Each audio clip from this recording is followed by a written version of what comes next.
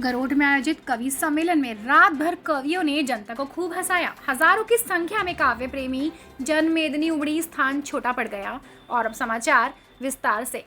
नवरात्रि के पावन अवसर पर हर वर्ष की तरह इस वर्ष भी पोरवाल नवयुवक मंडल व गरोठ युवा मंच के तत्वाधान में शहीद चौक पुराना बस स्टैंड गरोठ पर 33वां अखिल भारतीय कवि सम्मेलन का सफल आयोजन हुआ।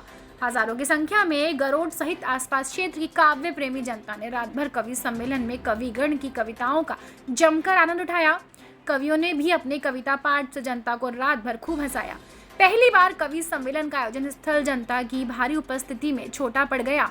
रात्रि 9:30 बजे कवि सम्मेलन का शुभारंभ मुख्य अतिथि पूर्व गृह मंत्री श्री उमाशंकर गुप्ता, मंदसौर संसदीय क्षेत्र लोकसभा सांसद श्री सुधीर गुप्ता, गरोठ विधायक श्री चंद्र सिंह सिसोदिया, कवि सम्मेलन आयोजक के संयोजक श्री जगदीश अग्रवाल, मंदसौर प्रेस क्लब संरक्षक श्री नरेंद्र अग्रवाल, नगर परिषद गरोठ अध्यक्ष श्री राजेश सेठिया, वैश्य महासम्मेलन जिलाध्यक्ष श्री जगदीश चंद्र चौधरी, गरोठ मंडल अध्यक्ष श्री गोकुल सिंह चौहान, समाज सेवी डॉक्टर संजय पंजाबी, श्री दिनेश धनोतिया, श्री राजेंद्र कुमार भलवारा ने मां दुर्गा माता व श्री सरस्वती का पूजन दीप प्रज्वलित किया।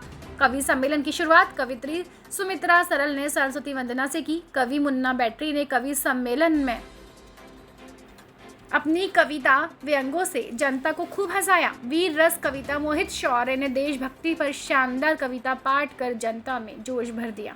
कवि दिनेश देसी घी ने लगभग 1 घंटे तक शानदार बैटिंग कर कवि सम्मेलन में जनता को हंसा कर लोटपोट कर दिया। कवित्री सुमित्रा सरल ने श्रृंगारस के गीत के साथ बेटी पर भी शानदार गीत प्रस्तुति करते हुए जनता को मंत्रमुग्ध कर दिया। कवि अमित शर्मा ने देश के बंटवारे पर कविता पाठ कर देश के ताज़ा हालातों पर अपनी कविता सुनाई।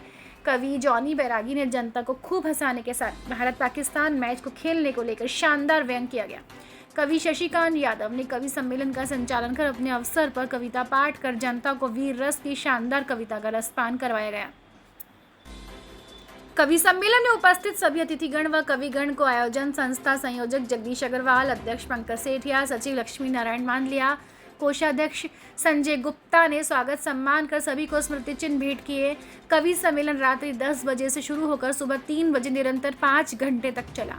आयोजन में गरोठ नगर सहित भानपुरा, शामगढ़, बोलिया, सुआसरा, आसपास ग्रामीण क्षेत्र की जनता के साथ ही राजस्थान, भवानी मंडी, सुनेल, पिड़ावा आदि स्थान से बड़ी संख्या में काव्य प्रेमी जनता उपस्थित रही। जनसारंगी न्यूज के लिए दिलीप श्रीवास्तव की रिपोर्ट।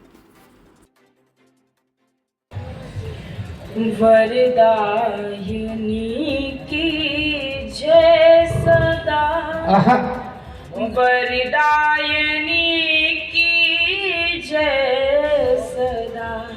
क्या है बोले बेटा, योजना यही तो थी, काम के बदले अनाज। वाह, एक बार जरा बढ़िया ताली बजा लो। कवि सम्मेलन केवल टाइमिंग का खेल होता है। बहुत सालों बाद में आया हूँ, चाय वाला भी आ गया। और चाय वाला आ ही रहा है 14 में, 18 में, 24 में और 29 में भी आएगा। गाय वाला भी आ सकता है 29 में। बजाओ एक बार जरा बढ़िया वाली। हमारी राजनीति कितनी बदतमीज हो गई है कि प्रधानमंत्री की स्वर्गवासी 100 वर्षीय मां को भी गाली देने से नहीं चुक रही है।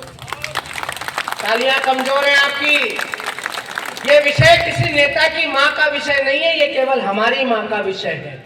मां इस जमीन पर बैठी हुई भी उतनी महत्वपूर्ण है, चाहे वो जगदीश अग्रवाल की हो, जानी बैरागी की हो, दिनेश देसी घी की हो या शशिकांत यादव की हो, क्योंकि माँ माँ होती है। माँ के बारे में हमारे बड़े कवि रमेश सोज ने कहा कि बहुत रोते हैं पर दामन तुम्हारा नम नहीं होता, इन आंखों के बरसने का कोई मौसम नहीं होता, मैं अपने दुश्मनों के बीच भी महफूज रहता हूँ, मेरी माँ की दुआओं का खजाना कम नहीं। हमने धर्म पूछकर बहनों का सिंदूर मिटाया था तुमने, धर्म पूछकर बहनों का सिंदूर मिटाया था तुमने, उसी मिटे सिंदूर को ही बारूद बनाया है। उसी मिटे सिंदूर को ही बारूद बनाया है हमने। इन आतंकी ताकत पर भारत की खुददारी अड़ती है, हर आतंकी ताकत पर भारत की खुददारी अड़ती है।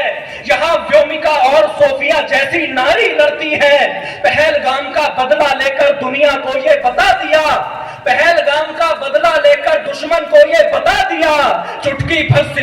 की कीमत कितनी भारी पड़ती है। वाह! मुट्ठी भर दूध की कीमत